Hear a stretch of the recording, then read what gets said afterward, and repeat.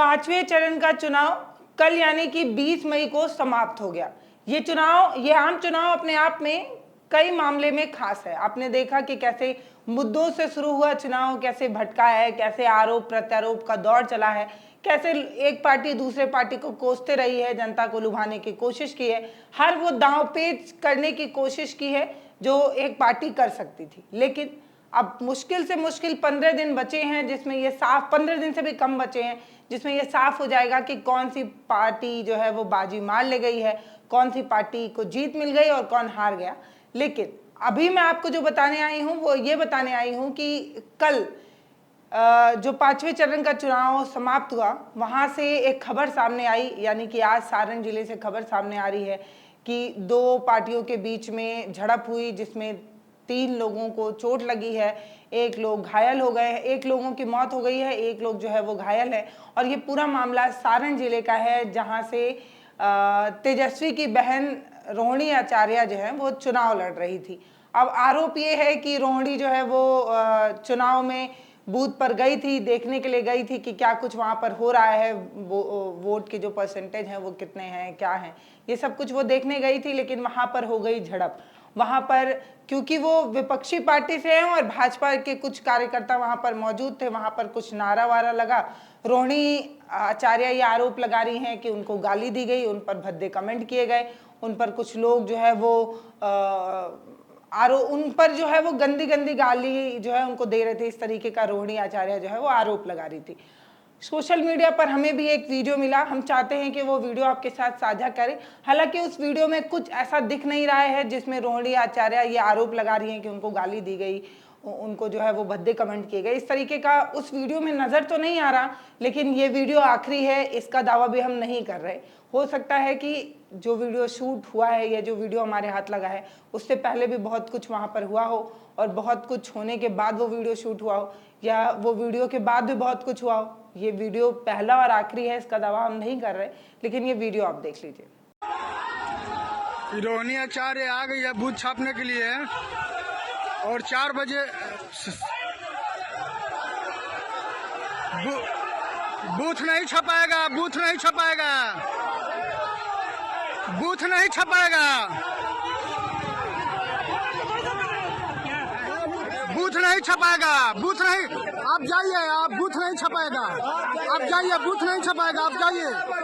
आप बूथ छपवाने के लिए आई हैं, आप बूथ छपवाने के लिए आई हैं, आप बूथ छपवाने के लिए आई हैं, आप बूथ छपवाने के लिए आई हैं। बूथ नहीं छपाएगा, बूथ नहीं छपाएगा, जिंदाबाद जिंदाबाद। बूथ नहीं छपाएगा, आप बूथ छपवाने के लिए आई हैं। टाइम ओवर हो गया, आप बूथ छपवाने के लिए आई हैं। ये मिला कि 2 बार हो गया, 2 बार आ गया। बूथ छपवाने के लिए आई हैं।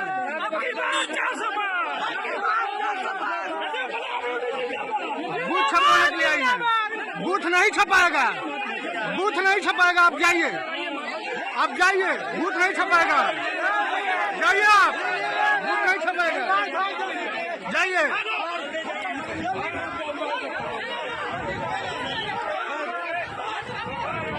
मर मर मर मरो मर कौन रहा मर। तो रोहिणी आचार्य ये आरोप लगा रही हैं कि कुछ भाजपा के गुंडे, कुछ भाजपा के मवाली लोग जो है वो बूथ को कैप्चर करके रखे थे। उन्होंने वोट डाल लिया था, लेकिन उसके बावजूद भी वो वोटिंग परसेंटेज को प्रभावित करना चाहते थे। वो बार बार लोगों पर दबाव बना रहे थे कि भाजपा को वोट दीजिए। मुझे इस बात की सूचना, मुझे इस बात का पता चला तो मैं वहाँ गई, मैंने उनसे पूछा कि आपने वोट डाल लिया है तो निकलिए यहाँ से, बाहर जाइए।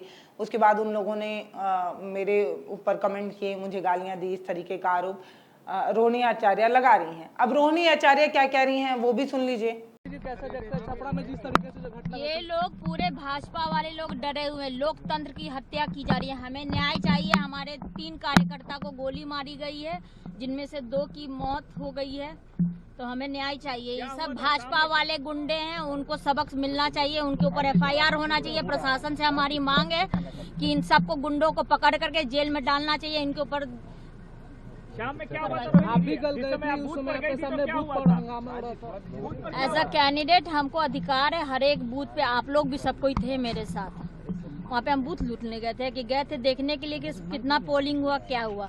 उसमें से एक ये जो भाजपा वाले जो गुंडे हैं वो बैठे हुए थे अंदर में। उनसे पूछे हम कि आप वोट डाल दिए, तो बोला कि हाँ डाल दिए। तो हम फिर अंदर क्या करने, आप बाहर निकलिए। उसी पे ये लोग भद्दी भद्दी मुझे गालियां दी गई है। उसके बाद से ये लोग पत्थर, बांस और डंडा लेकर के मेरे ऊपर जानलेवा हमला हुआ है। और उसके बाद से मेरे कार्यकर्ता को आज सुबह सुबह मार दिया गया। आपको भी चोट लगी थी क्या? चोट नहीं लगी, लेकिन भद्दी भद्दी, कोई बेटी को भद्दी भद्दी गाली देगा? कौन दिया उनको अधिकारी? भाजपा वाले गुंडे को। हताशा में है क्या? कौन हताशा में रहेगा? भाजपा वाले हताशा में है। ये देखिए क्या कर रहे हैं ये लोग, गुंडागर्दी पे आ गए हैं, बदनाम कर रहे हैं गोदी मीडिया में कल से।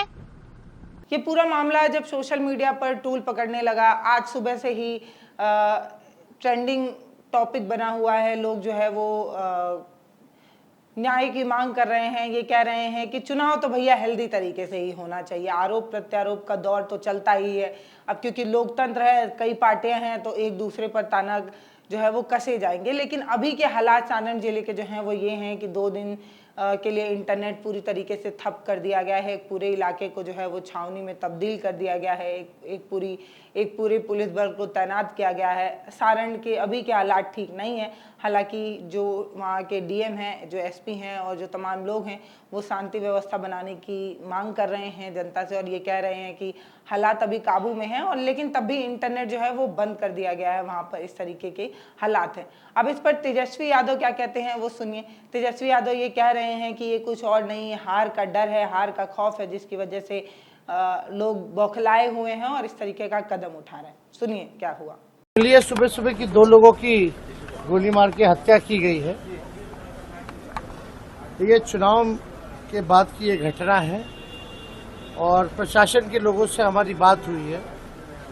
प्रशासन के लोगों ने आश्वस्त किया है कि 2 व्यक्ति को तो गिरफ्तार किया गया है, 2 और जो फरार व्यक्ति हैं उनको तुरंत जो है आज शाम तक, जैसा हमको बोला गया कि गिरफ्तार करेगी।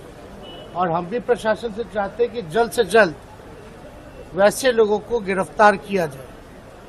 साथ ही साथ चुनाव में हिंसा की कोई जगह नहीं होनी चाहिए। हार की बौखलाहट में कुछ लोग हैं जो इस तरह की घटना को अंजाम दिया है, लेकिन प्रशासन पे भरोसा है कि जल्दी ही जो है अपराधियों की गिरफ्तारी हो और सख्त से सख्त जो है कार्रवाई की जाए। 3 लोगों को गोली लगी है, एक ऑन स्पॉट डेथ की, एक सदर अस्पताल में मृत्यु हुई है और एक को कमर के आसपास गोली जो है वो लगी है। तो हम लोग तो चाहते हैं कि अच्छे माहौल में चुनाव होना चाहिए, लेकिन आप देखिएगा कि लगातार मुंगेर में भी हमारे प्रत्याशी के गाड़ियों को तोड़ा गया। वहाँ क्या हुआ सब लोग जानते हैं। तो ये कभी कभी हार के बौखलाहट में ये काम किया जाता है, अंजाम दिया जाता है। हालांकि बीजेपी साफ हो रही है, क्योंकि ना एक एजेंडे पे उन्होंने कोई वादा जो है पूरा नहीं किया, चाहे नौकरी, रोजगार या बिहार को विशेष राज्य के दर्जे देने की बात कही गई हो, कारखाने, निवेश। तो बिहार जो है, बिहार के लोग ठगा हुआ महसूस कर रहे हैं। इसलिए जनता कर रही इंसाफ, बीजेपी हो रही साफ। अब कुछ लोग ये भी कह रहे हैं कि रोहिणी आचार्य जो हैं वो जानबूझकर वहाँ पर पहुंची थी और वहाँ पर जो लोग हैं उनको भड़काने की कोशिश कर रही थी। इस तरीके का आरोप रोहिणी आचार्य पर भी लगाया। मैं आपको बता देना चाहती हूँ कि 118वें जो बूथ संख्या है उस पर रोहिणी आचार्य पहुंची थी। वोटिंग खत्म होने के बाद वहाँ पर वो गई थी और ये समझने की कोशिश कर रही थी कि वहाँ का माहौल क्या है, लेकिन वहाँ पर हो गया बज्झक। रोहिणी आचार्य और बीजेपी के कुछ कार्यकर्ता के बीच में बज्झक हो गई और बज्झक के बाद अगले दिन यानी कि आज हुआ ये कि दो पार्टी के कार्यकर्ता आपस में भिड़ जाते हैं। तेजस्वी की पार्टी और बीजेपी 2 पार्टियां आपस में भिड़ जाती हैं और इसका असर जो है वो ये दिखता है कि 3 लोगों को जो है वो चोट लगती है, जिसमें एक की मौत हो जाती है और एक जो है वो पीएमसीएच में भर्ती होते हैं। उनकी हालत गंभीर बताई जा रही है और एक जो है वो उसकी हालत ठीक है। लेकिन रोहिणी आचार्य जो है वो पीएमसीएच में मिलने जाती हैं अपने कार्यकर्ता से और कार्यकर्ता से मिलकर जब वो लौट कर वापस आती हैं तो ये कहती हैं कि इस तरीके से गुंडागर्दी नहीं चलेगी और मुझे न्याय चाहिए और न्याय देना ही होगा। मेरे कार्यकर्ता पर इस तरीके की गोली चलाना ये लोकतंत्र की हत्या है। इस तरीके की बात रोहिणी आचार्य कर रही हैं। बाकी आप इस पूरे मामले में क्या सोचते हैं ये हमें ज़रूर बताइएगा। सारण जिले में जो कुछ हुआ है, जो गोली कांड वहाँ पर हुआ है, उस पर आपकी क्या राय है वो हमें ज़रूर बताइएगा। लेकिन एक बात तो साफ है, जिस तरीके से वहाँ पर जो एसपी हैं, जो डीएम हैं, जिस तरीके से वहाँ पर कैंप लगा रहे हैं, जिस तरीके से 2 दिन के लिए इंटरनेट बंद किया गया, इससे ये बात तो साफ है कि वहाँ के हालात अभी उस तरीके से ठीक नहीं है, हेल्दी नहीं है। लेकिन एक सवाल ज़रूर हो सकता है कि चुनाव में जनता का वोट पाने के लिए 2 पार्टियां किस तरीके से आपस में लड़ जाती हैं और पिसता कौन है? एक आम इंसान, एक आम कार्यकर्ता। एक कार्यकर्ता कौन होता है? जो सबसे गरीब होता है, जो एक किसी भी पार्टी का जो कार्यकर्ता होता है वो उतना पैसे वाला नहीं होता, उसका उतना रसूख नहीं होता है, लेकिन वही पिस जाता है हर बार। जब 2 मतों की लड़ाई होती है तो पिसता है कार्यकर्ता, जैसे इस बार पिस गया। 3 लोगों पर जो है वो चोट लगे हैं, 2 की मौत हुई है। बाकी आप क्या सोचते हैं हमें कमेंट सेक्शन में ज़रूर बताइएगा। नमस्ते, मैं पल्लवी हूँ, आप भारत एक नई सोच देख रहे हैं।